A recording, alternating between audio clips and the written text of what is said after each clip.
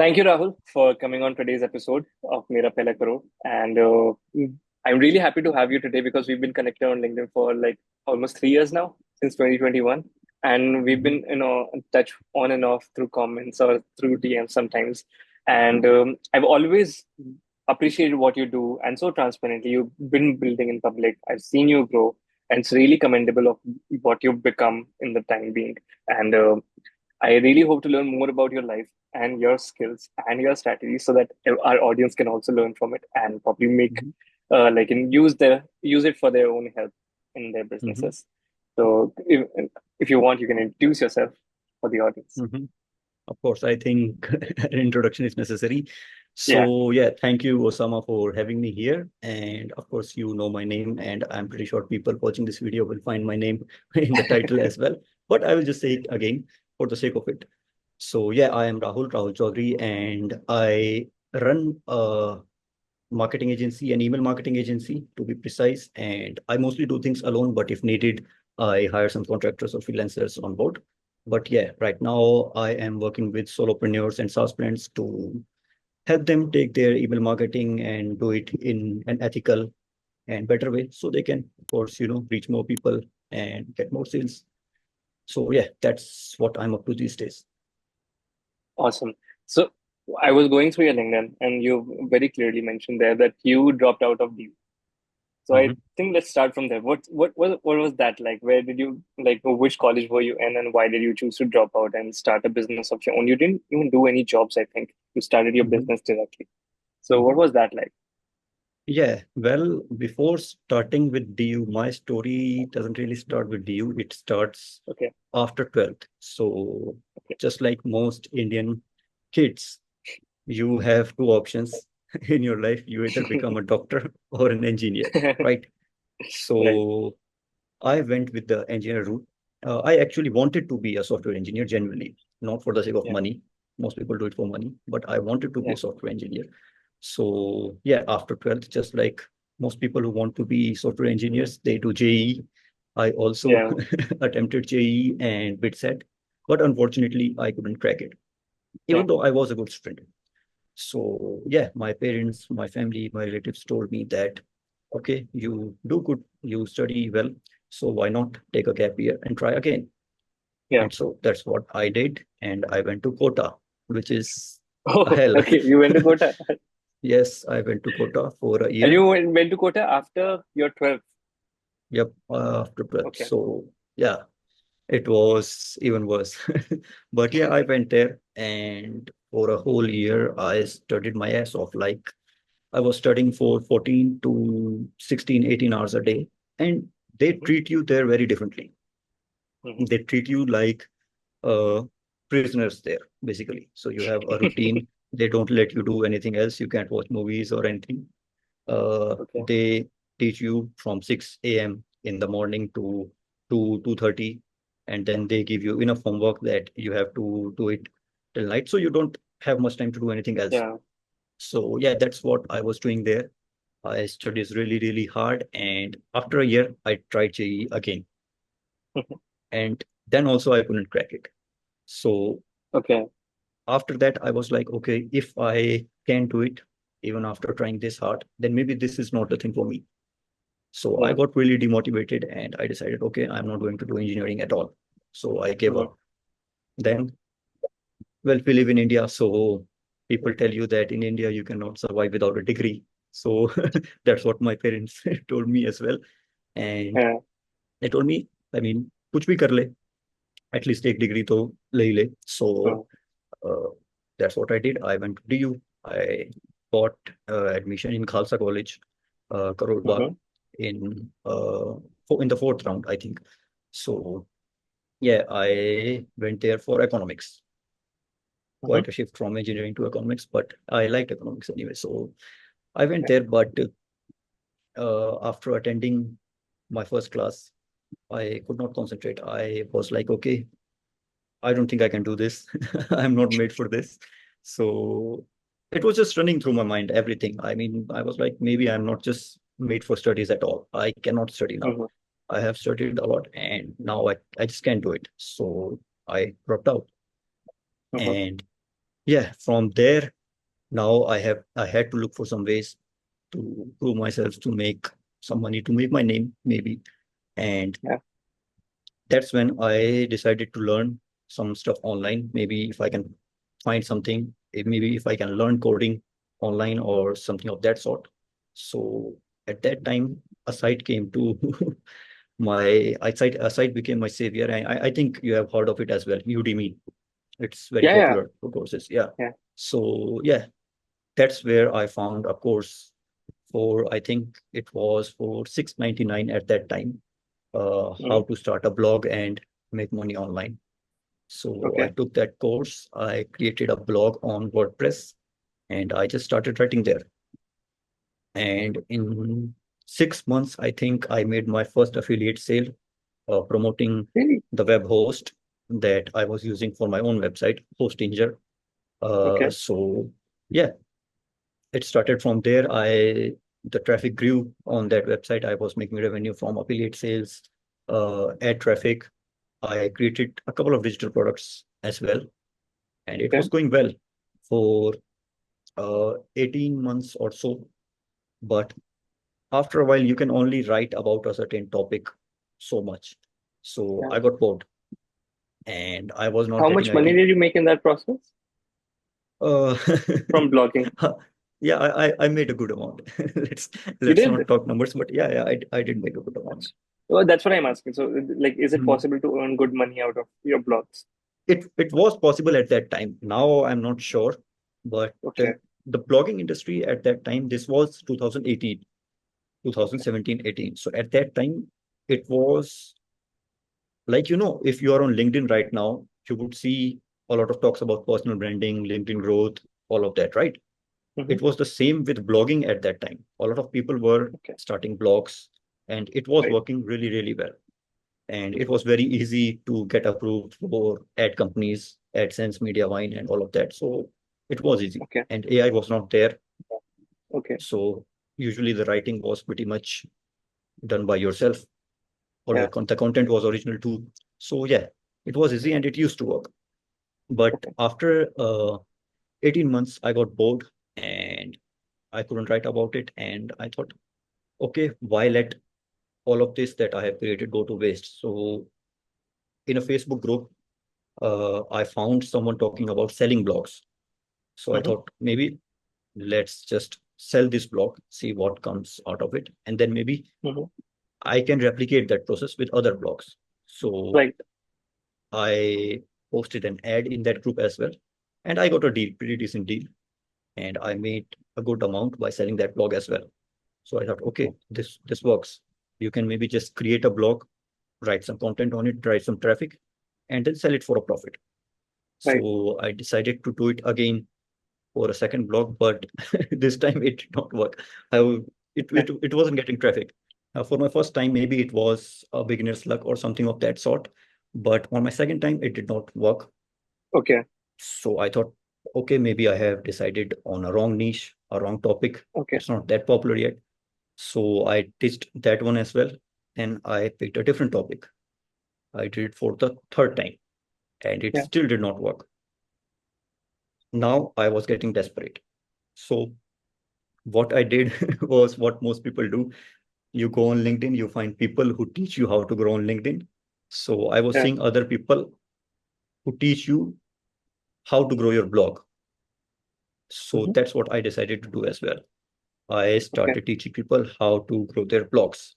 I Yeah. started Your Blog Mentor, which was my first official big online business. And later I rebranded it into Blog to Brand. But yeah, that Okay. was my first online business, and it used to work really well. And from Okay. there, I gained a lot of skills because blogging is basically online marketing. Yeah. And when you are blogging, you pretty much dive into every aspect of online marketing because you're writing for SEO, you're driving Yeah. traffic to your website through social media as well. You want more and Yeah. more people to see your content. And on your website, you have email opt-ins to collect those people, and then you send regular newsletters to Yeah. them. And then you promote products, affiliate products, and all of that to them as well. Yeah. So it's basically a whole business, a whole deep Yeah. dive into online marketing. So from there, I gained a lot of skills. And the most uh, interesting thing for me was email. And the Hmm. reason for that was on email, you don't have a lot of restrictions. You don't have restrictions from the algorithm, Hmm. and your voice is not regulated. You can talk about anything you want. On social media, you have that if you talk about certain topics, they will just drop your reach. Yeah. They may even ban you or something like that. On email, Yeah. you can talk about There's anything no you want. such thing. So Yeah. there's no such thing. So that's what I loved about email. So Yeah. I thought, okay, I am doing this for myself as well. Let's see if we can do this for other people too. So I True. was part of a community, a paid community. And usually, if people needed some help or if they were offering some services for free, they usually go there and write a post. And if anybody needed that thing, they would just reply and What community they was can work it this? out. This was an online community by a marketeer. She's Elizabeth Goddard. So if anybody purchases her products or any of her offers, they get added to her group, and then Okay. people usually just interact there. Yeah. So yeah, it was that community, and I wrote a post there that okay, I have been doing this for so and so, and these are my results. If anybody needs help, I'm happy to do it for you for free. And in exchange, you just have to give me a testimonial or a case study if Yeah. you are happy with it. So 5, 6 people responded. I got to work with 4 people. One person just ghosted after getting the stuff, but I got good stuff from 3 people. I got 3 testimonials, case studies, and from there I started doing email marketing and funnels as a Okay. freelancer. Yeah, and as I was doing that, now I had uh, some sort of social proof to promote myself. Yeah. So I started pivoting from blogging to email marketing only. When was this? Which year was this? This was 2021. Okay. When you were making the switch. Yeah, making the switch. Okay. So I worked as a freelancer for around a year or so. Okay. Uh, and during that period, I neglected my blog to brand, my previous business. But I was making good money during freelancing, so it wasn't a big of a hassle. So I just neglected it completely. And after a year, I just shut it down Hmm. because it wasn't worth it anyway. And I was not going to focus on it. And I wasn't willing to sell it because Hmm. a lot of the stuff that was in there, I was already using it in my freelancing work and on social media as well. So there was no Hmm. point in selling it. I just shut it Right. down completely. And I was freelancing. Then uh, after a while, I saw a post, someone talking about why you shouldn't use your personal name to work in a certain niche because Okay. you don't want your name associated with that particular topic. So just in Okay. case if somebody Googles my name, I don't want them just to associate me with email marketing or marketing because I have Hmm. bigger plans in the future as well. So that was one reason. The other reason was taxes. Because you are freelancing, you pay more taxes as personal income. So that's when I decided to just incorporate my brand, which is Beef Media right now, so that I can operate under that name instead of my personal Yeah. name. Yeah. In that way, my name would be safe. I would Right. have less liability online and I would have to pay less Right. taxes as well. So Right. that's when Beef Media was born in All 2022. right. Yeah, Right. and since Right. then, here we are in 2024. Right. Awesome. So, but you mentioned on a lot of interesting things, like you went to Kota, and you said that you were treated like people, kids there were treated like prisoners and just given classes and homework. So I understand that hard work is a good thing to have. Like it's good Mhm. to be hardworking, right? But in your experience, you said that you were a good student also in school. So that is why you were aiming for engineering in general. In your Mhm. experience, is quota helpful? Like, is that because a donkey works harder than a horse, right? But a donkey still does not get to race like a horse. So, is quota necessary or is quota helpful in your opinion? Or should you just try it based on your aptitude, given your skills and surroundings? जहाँ पे भी हो वहाँ पे पढ़ के, you just give it a shot, like in the JEE exam. And then if Mhm. you get in, you get in. You don't get in, you move on. So, like, Mhm. what is your learning from this experience? Mhm. I would say quota works for someone who is good at just the academic side of things. So if you are good at memorizing things, you Mhm. you just don't have to ask a lot of questions. If you are a person who can just be told that this is what you have to do and you just get it done, they basically train you for that. They basically train you for the corporate world. And Okay. that is the sole reason. I would tell you a story. So usually, where I was studying, usually they had this, we used to call it orientation basically. So they had this whole uh, amphitheater sort of a place where Hmm. every student used to gather, and they would bring guests or successful Yeah. alumni and all of those people. So whenever someone like that came, they used to ask a very good question. What type of engineer do you want to be? So do you want to be a software engineer, a hardware engineer, chemical engineer, IT engineer? And when they said who wants to be a software engineer, you would find 95% of the hands raised up. Not Hmm. because they wanted to be software engineers, but because they knew that being a software engineer pays you good amount of money in a decent company. Okay. And I can bet my life that out of those 95% of people, not even 50% knew a single thing about a single coding language. Right. They were just there because of the trend, Hmm. because they just wanted to be there for the sake of it, not because they were passionate about the whole software engineer thing or the software industry at all.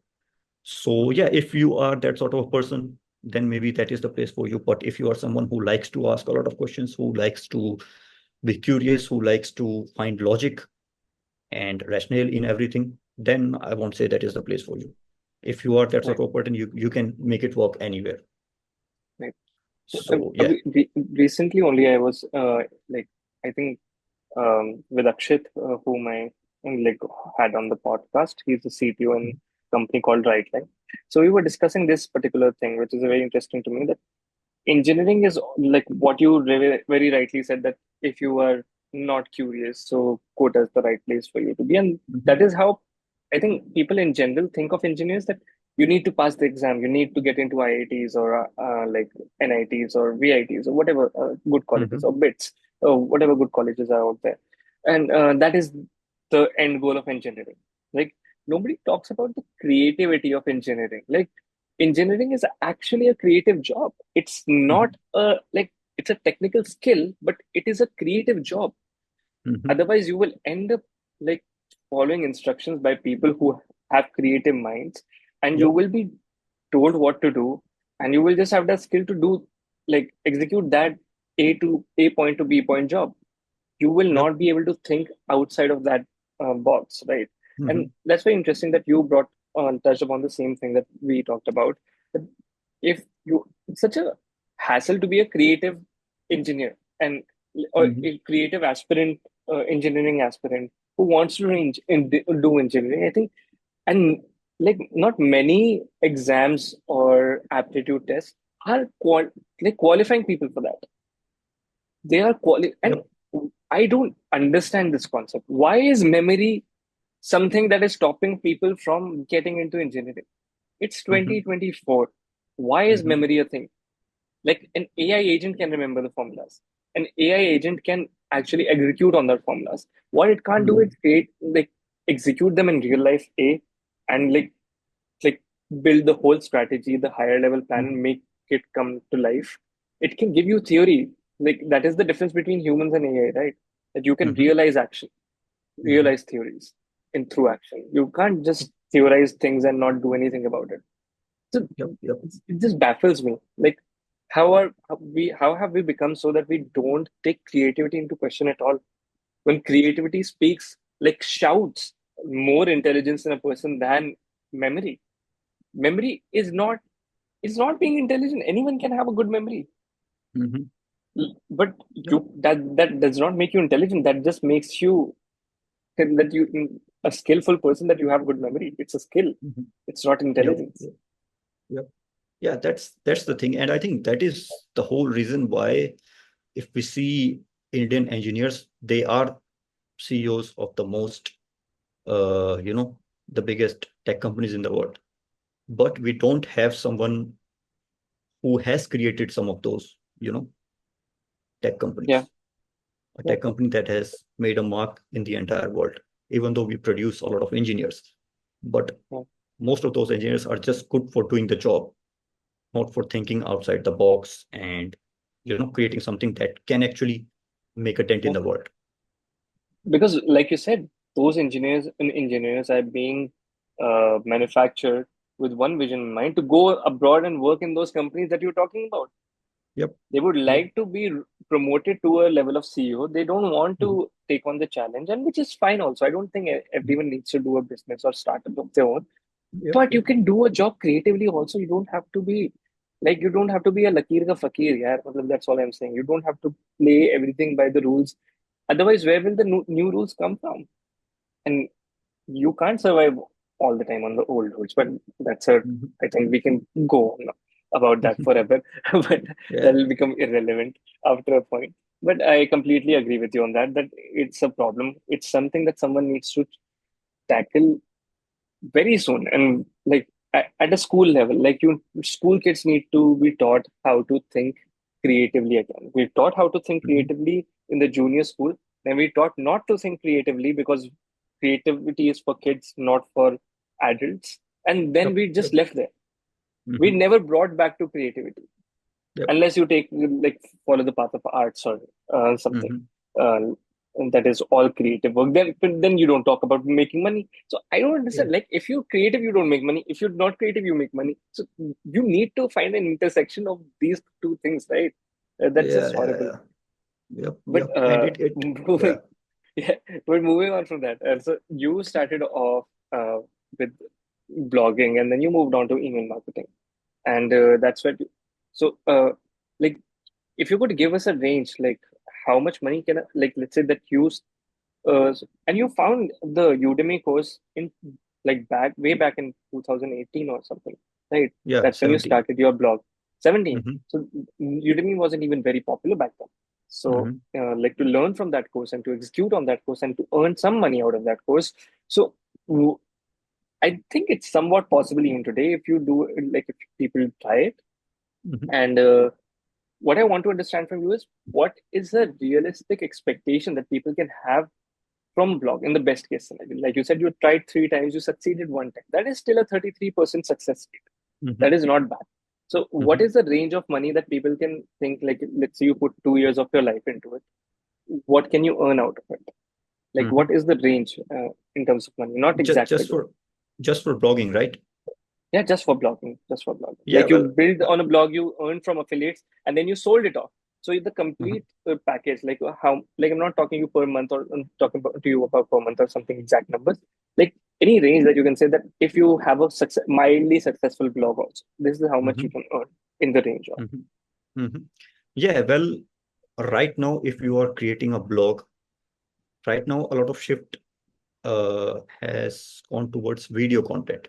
You know, Yeah, not a lot of people read blogs, so it's a lot harder right now. At that time, people actually used to read written yeah, content. Now yeah, there's reels, social media, TikTok, all of that. So the shift has yeah, gone towards uh, video content. But if you are choosing to blog, then the thing is you would tap into a more sophisticated audience, a more intelligent audience of readers who actually like to read content.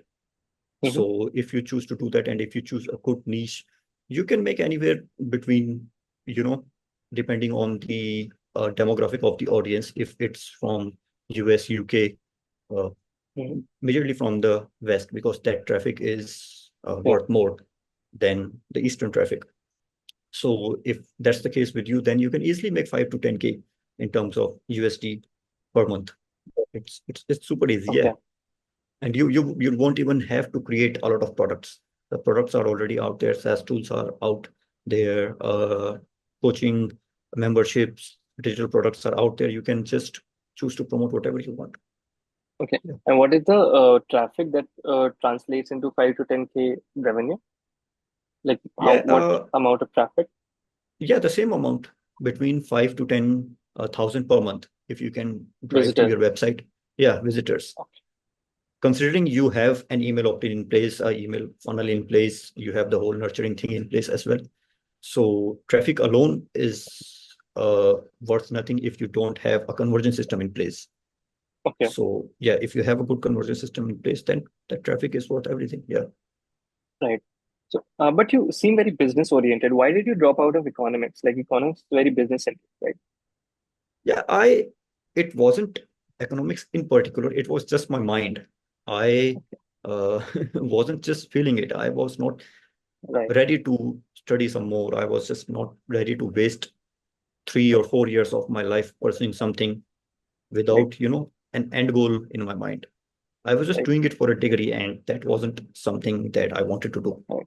Yeah. When I choose to do something, I Yeah. prefer to have an end goal in my mind that, Yeah. okay, this is going to have an outcome that is actually going to benefit me. Yeah. But in that case, I was doing it because people told me that I need a degree. Yeah, I think you and I are very same on that as in that aspect because I also didn't go to college for that very reason because everyone kept telling me that you need a degree to survive. Like to Mhm. the extent that people said, "तुम्हारी शादी नहीं होगी, तुम्हारा ये नहीं Same here, होगा," same and here, same here. exactly the Yeah, society is the same, right? We live in the same community. yep, So, yeah, yeah. but but I was like, if I need to make something out of it, I need to make money right now. I don't need to Hmm. study right now. So I Yep. am over that bridge and I am not going to look back for a good time now. And Hmm. when I say I don't want to study right now, that does not mean I don't want to learn right now. Like Yep. you were saying Yep. yourself that Yep. you have learned and upskilled so much in the Hmm. last 3 years, shifted from blogging to email marketing, picked up Hmm. a lot of skills, how to run a business also properly, how to get incorporated and what benefited. I think that these are all skills. Like Yep. if a new person is starting it, they will make pretty much make the same mistakes that you made. And now, Hmm. if they were to talk to you before starting, you would tell them, and you can actually save them a year or two of Yep. mistakes. That's skill, Hmm. right? That's a skill. Yeah. And but like I also just wanted to share with you that I did not go to college, and Hmm. I think I Uh, completely relate to you in that yeah, yeah. And aspect. I remember it. I remember it because we had that conversation on LinkedIn in the comment section as Yeah, well, uh, yeah. a while back. So I remember it. Yeah. Yeah, but having said that, I would like to jump to the most exciting part that really wanted, have been waiting to talk to you about is how did you drive 3.5 million worth of sale dollars, not rupees, to your clients through email marketing? Like how is like first of all, like how did you do it? And this second of all, like what are some strategies that you would like to keep in mind? And where is Hmm. this email list coming from? I think the first challenge is that okay, you can optimize for conversion, you can A/B test, but a lot of people what they don't understand is you don't have a big enough sample size. Hmm. Everything fails, right? So Yep. where do you get that email list from? The ethical way, not Hmm. buying off an email list and trying Hmm. to email market it. Or if Hmm. that works, I don't know. You're the better Yeah, judge of yeah, that. it does not work. Number one, buying an email list is the worst idea for anyone, and it is illegal in most Western countries. In EU, it's illegal. You cannot just randomly pick an email and start emailing that person, add that Yeah, person to a marketing list. So that is not done. Even though they can't do you anything if you are living in a yeah, country like India and then marketing to them, but still, yeah. it's what's illegal is illegal. So Yeah. They'll spam it's you. always, yeah, yeah, yeah. It's always a good practice to be ethical. Yeah. And the best way to do it is ask for emails directly from the traffic that's coming to your website or through your social media. So let's say you have been building on social media, you have a decent following, let's say 20K on LinkedIn, and you are getting some good engagement there as well. What you can do is you can create a lead magnet, or you can just start a newsletter, whatever is comfortable to you. Both of them work really well. If you choose to go the lead magnet route, you can create a lead magnet and just tell people, okay, I have created this free product for you that will help you do XYZ.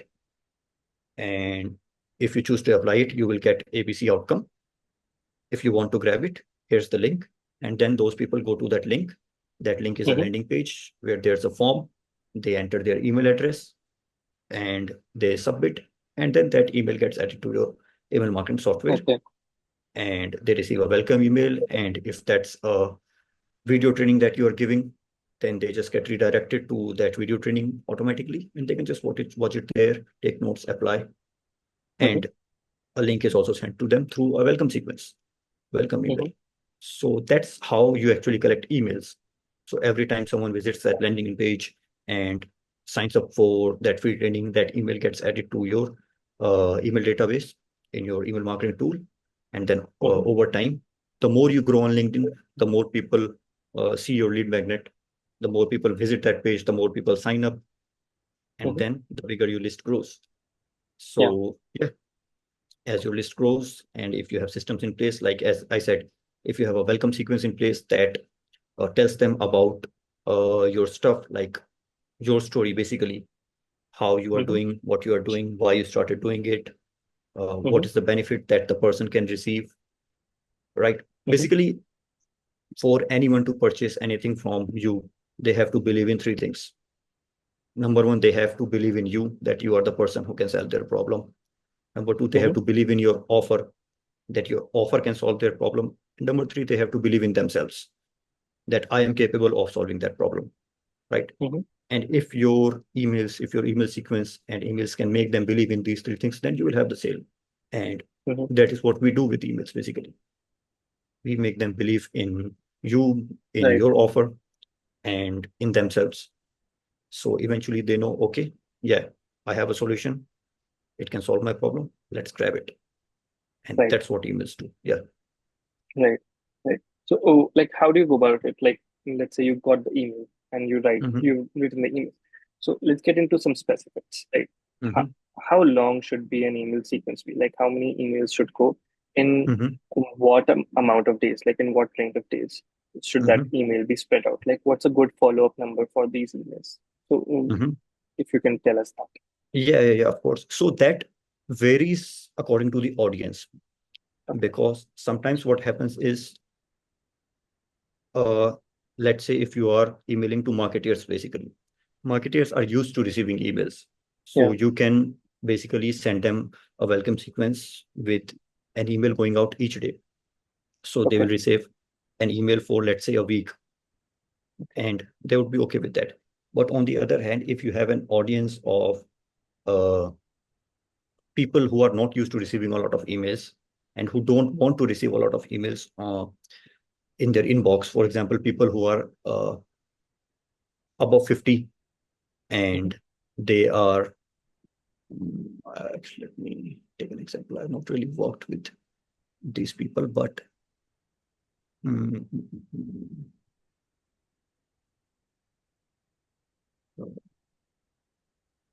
okay, let's just consider an audience who are not used to receiving daily emails, and if you email them Let's say continuously, they will C-level just, executives, let's say serious people, C-level yeah, executives who yeah, like to keep their email or like inboxes very thorough, yeah, very clean. yeah. And a thing with them is that they don't usually sign up for email lists as well. So getting Yeah. them on your email list is actually hard too. So if they are on your email list and then you continuously email them, they C-level executives don't need a lot of educating or convincing, right? Mm-hmm. So for them, we don't send them daily emails. For them, we add a gap between emails for the welcome sequence, maybe a gap of 2 or 3 days or something of that sort. So they say they will receive 7 emails for 21 days with a gap of 3 days. Okay. And yeah, in both of the sequences, they will have links to paid offers, but we won't promote anything, right? Mm-hmm. The goal is just to get a click on that link, just so we know that this person is actually interested in a paid offer. That's why Understood. they are clicking on the link, right? So if they click on the link, then that click automatically triggers another sequence, which is a sales sequence, Got it. where we actually talk about the offer and all of that stuff. So we don't sell to everyone who joins the Yeah. list. We only sell to those who show an intent. Yeah. This way, we keep our list clean as well. We get a less number of unsubscribes, and we get sales as well from people who are showing interest. Right. So yeah, If they click on the link, they get added to sales sequence. If they don't click on the link and have completed their welcome sequence, then they get added to normal list where we send them weekly emails. Got it. And the other people who are on the sales sequence, if they choose to purchase from that sequence, great, they get added to buyers list. If they don't choose to purchase from that sequence, then they also get added to the same newsletter list where we send them regular emails. And then in between those regular emails, we occasionally send them an offer, a sales email, maybe a narrative-based email asking for a purchase. And from there, we drive sales. Right. So Yeah.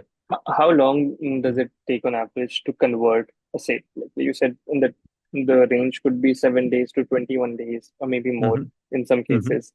mhm, Let's say the average range is 3 to 4 weeks for an email sequence. And mhm. so, how long does it take to convert a sale? Where is the point in this 3 to 4 week journey that a person usually ends up buying? Mhm. Okay, there are 3 points where the sales happen. The first point is right on the first day. So these are mostly impulsive buyers. They Yeah. like to just get right into it, and the percentage of them is usually 1 to 2%, not that Okay. high. Then Okay. the sale happens when the person has shown intent, and then they receive the first email of the sales sequence with all the details of that offer. Okay. Right. So since they are already interested, they are asking for details, then they have gone through the details and then they just make the purchase. And the Mhm. third time when the sales happen is on the last day of the sequence, of the promo sequence, when all the objections have been handled. They know pretty much everything. They have all the answers. And then these are basically careful buyers who just like to know everything before making a purchase. And Got it. at that time, the sale happens. If during this entire period, if anybody who is interested but doesn't choose to make a purchase, it's usually a person who doesn't have the money to make the Yeah. purchase, or maybe the timing is not right. Maybe they don't Mhm. need it right now, but they were just interested in knowing more about it, so they can maybe purchase it later. Or they found out that maybe this is just not the right thing for me, but they Right. stay on the They list. go for a competitor. Yeah, competitor, or they stay on the list for some other offer in the future. Got it. And oh, so let's say out of 100 leads that you send an email to on the first day, how Mhm. many leads are normally converted by the end of the sequence? Uh, at the minimum, you would say at least 3% would convert in my experience, and it can go up to 10%. So 3 to 10 people end up buying out of 100 people Yep. when we start sending them a email sequence. So Yep. now it all depends on the person's like company's offer that they're selling. If they're selling a high Mhm. value product, so they will Mhm. end up making a profit on it. If they're Mhm. selling, so they like based on my understanding, if it's a low ticket size product, so Mhm. it does not make sense for them to count on email marketing a lot if they don't have a big sample size of leads, Mhm. right? Mhm. Yeah, yeah. It only makes sense if they are just building the list for a future launch of a better product, of a higher ticket product, or Okay. if they are selling a low ticket product on the front end, and then they are packing it up with a mid-tier product in the back end as an upsell. Okay. So that makes sense. Otherwise, they're just trying to build a list for a future launch, because it's always a good idea to keep building your list as Yeah. you keep growing on social media as well, because Mhm. the reach on social media keeps decreasing as the platform gets more and more popular. We have seen it Yeah. with every platform out there. Yeah. Yeah. So as the platform grows, as you grow, the reach will keep dropping. Yeah. So it's always a good idea to keep building your list right from the start. Number Right. one. Number two, the platform can ban you whenever they want, Yeah. and they True. won't even give you a good reason to do so. True. They don't need a reason. They have that Yeah, discretion. yeah. They have a Yeah. policy. They have their policy. Most Yeah. people don't read their policies. It's their fault, but they have a policy to ban you whenever they want if they find anything suspicious, and even if they Right. don't. So if you Right. have a list, you can just use that list to drive traffic to any other social media platform, or just Right. communicate with them. that, okay, this has happened to my platform. Right. Right. So now I'll be communicating through this channel. So Right. yeah, that is always a good practice. So, out of your experience of working with 30 clients for email marketing so far, uh, what particular kind of business or Mhm, businesses that you think are leaving huge chunk of money on the table by not mhm, incorporating email marketing? Because it's not the same for the results are not the same for everyone. We know that. So, mhm, what kind of businesses that you truly feel are leaving money on the table, like huge bucks on the table, mhm, just because they don't have email marketing in place? mhm. It's usually the SaaS companies.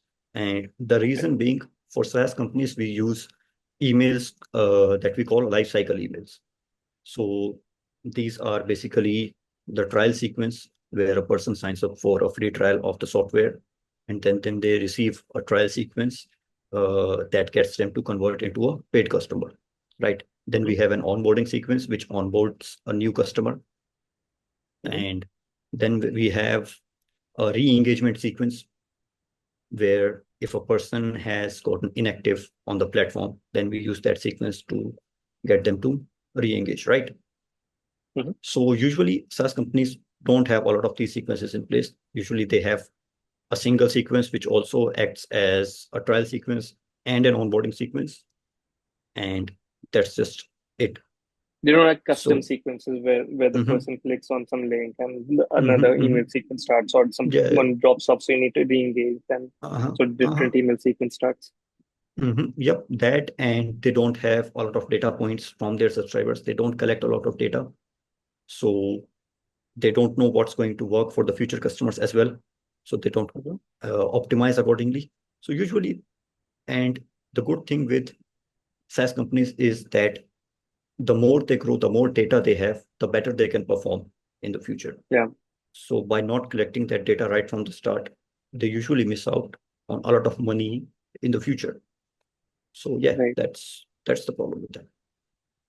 I completely agree. I've seen this, like I've worked in some SaaS companies myself. I've seen this, what you're saying.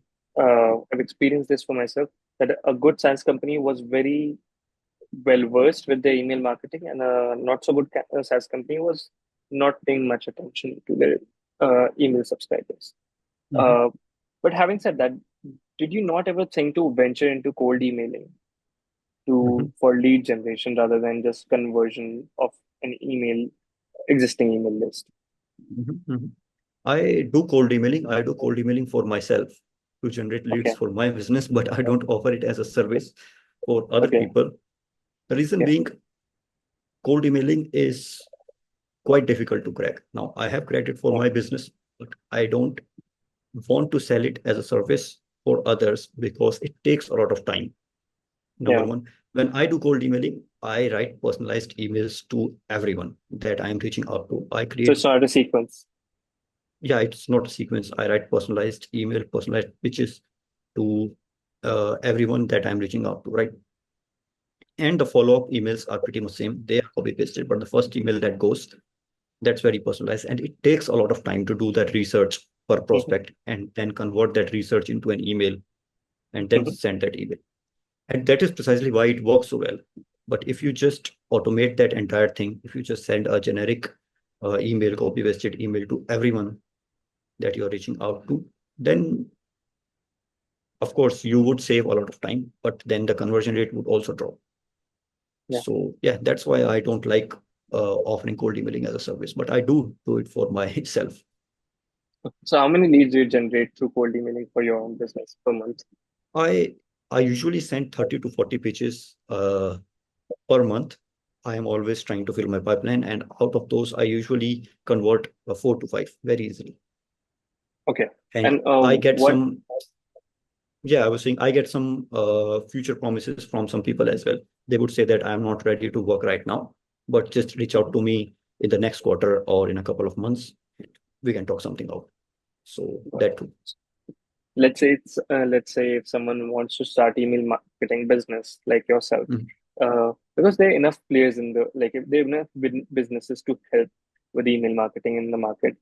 So I don't think it's a saturated market even now, Yeah, yeah, of like course. in 2024. So let's say if Mhm, someone wants to start a email marketing business, what is the revenue that they can realistically expect to generate after a good, like let's say within 2 to 3 years of time? Because I think I completely understand everything takes time. Nothing mhm, starts paying you well from day one. Even if it does, then there comes a gap to sustain it. So like mhm, sustain, like what is the range of revenue that you can expect for month on month after a point of time? And what is that time period in your head? And mhm, is this something that people should pursue? mhm. I would say I would answer your last question first. Is this something that people should pursue? They should only pursue it when they are fully sure that they know what they are doing. They are not doing it just for the money. They actually have a knack for marketing, for consumer psychology, for understanding 100%. how to get people to convert, how these things Yeah, work. I have seen a lot of people come and go during my time yeah, who just entered the market just for the money that the market promises, but they couldn't yeah, keep up because they just weren't made for it. Because yeah. this thing requires you to study a lot. And by study, I mean study people, study the market, Mm-hmm, and study the technological changes that happen in the industry as well. So mm-hmm, if you can do that, only then you should go with it. If not, there's a lot of opportunity for doing other stuff as well. If you can write well, you can just get into post writing. You can get into social media content. You can get into copywriting if you want, if you are a good copywriter. So yeah, there's other opportunities, but if you are not made for this, and if you cannot keep up with all of that, then I would say you should not pursue it. But if you can, mm-hmm. if you happen to put a lot of work into it, and if you choose to do so, then the money you are going to make would depend on one thing: how you position yourself in the market. So as you said, there are a lot of email marketers out there, but they make money differently. So there are email marketers who charge $500 per month as well. And then there are who charge 4K, uh, 5K per month as well. So it depends on how you position yourself in the market and who exactly you are targeting. So if you choose Mm-hmm. to target a brand, a person who is already making a decent amount of money, so they don't have trouble paying you 1K, 2K, 3K. If you can add an additional revenue for them, Mm-hmm. maybe an additional extra 10K, 20K, then they won't have a trouble paying you 1K, 2K out of it, right? So Mm-hmm. if you can do that, you can easily make anywhere between 8 to 15K per month, just based on 5 to 6 clients. Got it. Got it. Yeah. But the range is going starting from 500 and going up to 5,000 per month. Yeah, If people like people per also client. charge 10,000. The Yeah. person I learned a lot of the stuff that I do now, Frank Kern, he charges anywhere between 10K, 15K, 20K per sequence Right. Right. from his clients. But I know I'm not at that level, so I cannot Yeah. charge that much. He's a veteran in the online marketing industry. Yeah. But that's great. What are some resources that people can look at to learn at least about this concept? Because you Mhm, also talked about that you learned this on the go and online. mhm, You did not go to any school for this. Right? So, what mhm, are some good resources that people can count on to learn mhm, about this, like to realistically learn about this skill as a mhm. service? Yeah, yeah, yeah. The first, maybe try Udemy. Udemy gives you a very uh, basic concept of the thing, and Hmm. the person teaching on Udemy doesn't really go around a lot of fluff. They just get straight to the point. This is what you Hmm. have to do. This is the module, and you just get right into the action. Hmm. Uh, Otherwise, if you choose to go with learning from an independent course, they make a lot of empty promises in the start. They get into the whole story thingy, and that's usually not necessary. If you are deciding to learn and get into action, then you should just start with a very beginner course on Udemy. You don't need to spend a lot of money. Then just go through it and see if you can actually understand things, if you are made for that. And if you are, then you can move to other advanced stuff like digital marketers is a good platform where you can Hmm. learn good stuff. Then we have copy hackers. They have a lot of good courses, and their blog is full of good content that people can learn from. Franken, of course, he is more advanced, but he teaches a lot of good stuff. And then Russell Brunson, he is also a veteran, but his stuff goes more on the pro marketing side. But still, you people learn good stuff from there as well. I also Right. learned some good stuff from him. His books, .com Secrets, is very famous in the online Okay. marketing space. Yeah. But that's great. What are some other, like, have you said that you, like, it's a different topic that I'm talking about right now, that you said that you removed your name from the company, you created a new entity, but Beef Up Media, so that you can become more than just email marketing. So what are some new skills that you would want to venture into the near future? Mhm. Well, my goal is to go into real estate. Okay. So yeah, right now what I'm doing is I am trying to build as much capital as possible. My goal is not to be popular right now or to make a huge personal brand in the marketing space. My goal is right now to make money, Mhm. collect as much capital as possible, and then move into maybe real estate or startup industry where I can maybe invest in some startups and go from there. Got it. So that is my goal. Yeah. And what is the timeline that you're giving yourself for this? 4 to 5 years Four to from five now. years, in the next four to Yeah. 5 years. Yeah. That's great. That's a great clarity of thought that you have there for your life. And I really, really hope that you get there. And it will be such a great journey to follow. And Mhm. to, if the podcast is still there around that time, I would love to get you back on the podcast so that we can cover Of your course. journey from Anytime, today anytime, anytime. till You then. can just It- reach out whenever you want, and I'm Yeah. always here. Yeah. If Thank you you so want, I much. can I can do it daily from tomorrow till that time. Just, but that's so great, yeah. Well, you've been so such a good presence in my life online, and because I've made some good friends through LinkedIn. I consider you one of them because that is why I never hesitate in reaching out to you. Also, I reach Mhm. out to you. Like Yeah, if you notice, reach out to you very candidly. I never. yeah, yeah, of It's course. I don't have any professionalism with you. मतलब राहुल भाई Mhm. करके बात करता होता हूँ. So That's what I I prefer think as well.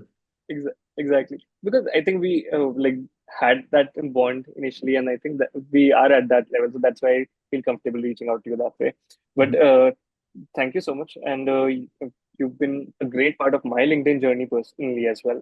I really, really like reading your posts. They're very insightful. I think they're one of the best posts that I read on LinkedIn on a daily basis, and it's quite commendable that how you write such good articulated posts every day. Like that's very hard to write, like maintain that quality with a new number every day. So I think that's quite commendable. And thank you for coming on the podcast today. I don't have any more questions, and I won't take much of your time, as promised. And I hope to see you around. I hope that you reach your goals. Is there anything that you would like to say to the audience before leaving? Yeah, no, I would just say thank you to you for having me here. And No I worries. don't do much podcasts. I don't do much events. I don't do anything related to PR. And as I Yeah, said, my goal is not to get popular. So for me, if I have to sign clients, I just reach out to them yeah, through cold emails and I just send them. I have enough social proof to prove my competence. So I don't really yeah, have to struggle much. And there's always I get some leads from LinkedIn, or I get some referrals from the people who have worked with me or the yeah, people who know me personally. So yeah, that's why I don't need to get on a lot of podcasts and stuff. But yeah, whenever a friend like you or someone reaches out that okay, let's yeah, do something, yeah. then Thank you. That's very I'm kind of okay. you.